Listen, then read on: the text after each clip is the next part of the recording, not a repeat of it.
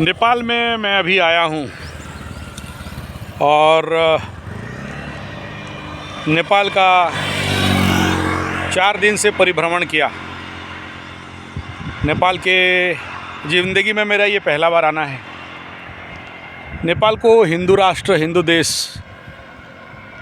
कहा जाता था, राजाओं का देश कहा जाता था। अभी सेकुलर हो गया है, उसमें कोई दुख का बात नहीं है। मैं अभी घाघिट 2 किलोमीटर डिस्टेंस में हूँ। यहाँ मेरा गाड़ी चार्जिंग हो रहा है चार्जिंग स्टेशन में। मैं फ़्लाइट में जाने वाला था, लेकिन मैं बोला नहीं, अगर हम लोग फ़्लाइट में जाएंगे तो उड़ के नीचे का चीज़ पता नहीं चलेगा, इसलिए मैं रोड रास्ता चुना और रोड रास्ता में नेपाल में परिभ्रमण किया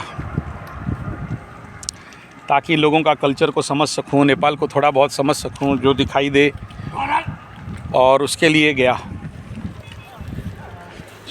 अभी तक मैं नेपाल में करीब 550 किलोमीटर कवर कर चुका हूं और बड़े सारे जगह घूम चुका हूं।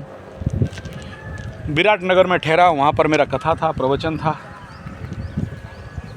और यहाँ हर एक दुकान में, पान का दुकान में, छोटा दुकान में भी दारू फ्री है, कोई भी पी सकता है। बिहार में नीतीश कुमार गधा है जो दारू को बैन कर दिया, और ये दारू कितने लोगों का घर परिवार बर्बाद किया। और दारू पीने के बाद आदमी के अंदर सात्विकता आता है या राजसिकता आता है या तामसिकता आता है? आदमी रहता है या जानवर हो जाता है? ये प्रश्न आपका है। मैं दारू का विरोध में नहीं बोल रहा हूँ और फॉर में नहीं बोल रहा हूँ। कहते हैं कलयुग में कली पुरुष 4 स्थान मांगा था, उसमें से पहला है मांसालयम, मदिरालयम, द्वैतक्रीड़ा, वेश्यालयम, सुवर्णम। ऐसे 5 जगह में कली का वास है।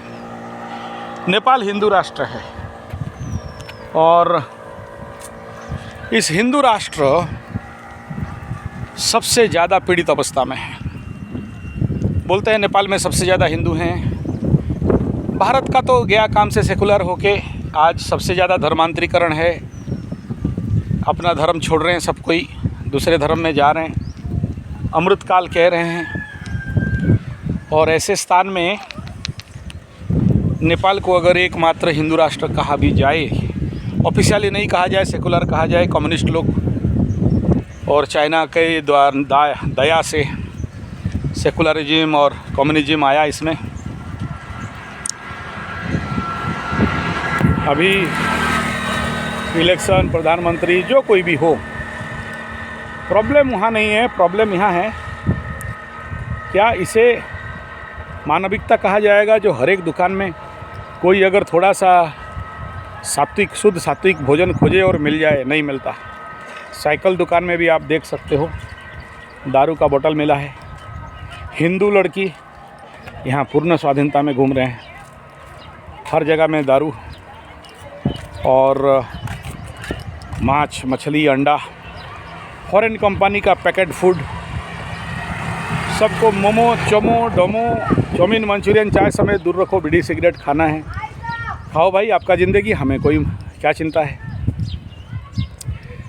दुख इस बात का कि हम अपने आप को हिंदू कहने वाले, भगवान को मानने वाले, भगवान को पूजा करने वाले, अहिंसा परमो धर्म कहने वाले,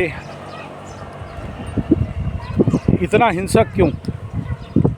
ये दुर्बुद्धि क्यों? ये कली इतना ज़्यादा हमें ग्रास करके क्यों रखा है? कली से हम लोग कैसे बाहर निकलें? और जहाँ पर मांसालय होता है, मांस काटे जाते हैं, वहाँ पर कली का वास हो जाता है। तो आज नेपाल को पूर्ण कली ग्रास किया।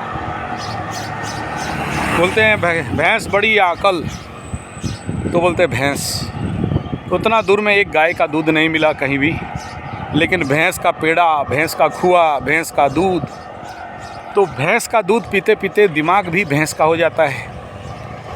और ये अंग्रेज़ लोग और ये विदेशी लोग इन हिंदुओं को भैंस का क्यों पिलाया? क्योंकि बुद्धिहीन बनाना था। बुद्धिहीन बन जाएंगे तो गेट कीपर बनेंगे, गेट के बाहर सलाम साहब कहेंगे, नहीं तो इनका बुद्धि ज्ञान जागृत हो गया तो ये लोग विश्व के ऊपर राज करेंगे, विश्व गुरु बन जाएंगे।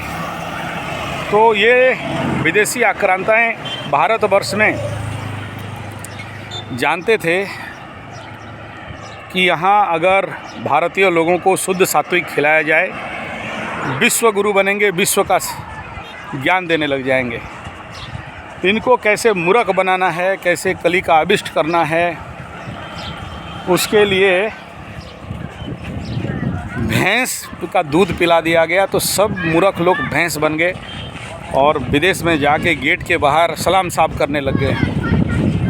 सलाम साहब नमस्कार, आमी थापा, आम तो थापा बोलता है। ये क्यों आया? ऐसे होने के पीछे क्या कारण है? उसके पीछे एक ही कारण है, भैंस का दूध। गाय से दूर, हिंदू राष्ट्र कहलाने वाला देश में गाय नहीं, और जो गाय हैं सब जर्सी, हॉल्स्टन, फ्रीजियन। तो नेपाल का ये हर्ष के पीछे आज सात्विक हिंदू राष्ट्र कहने वाला नेपाल आज एक जहाँ अहिंसा परमो धर्म कहते हैं, वहाँ जीव हत्या, जहाँ भी जाओ मुर्गा, मछली, मांस, अंडा, सुअर, दारू, कली का ये बास है। तो पूर्णतया कली नाश करके रखा है। बुद्धि थोड़ा भी भ्रष्ट हो क्यों है? भैंस का दूध पी रहे हैं, भैंस का पेड़ा खा रहे हैं, भैंस का सारा इधर चल रहा है। गाय है नहीं, हाँ वहाँ भैंस है।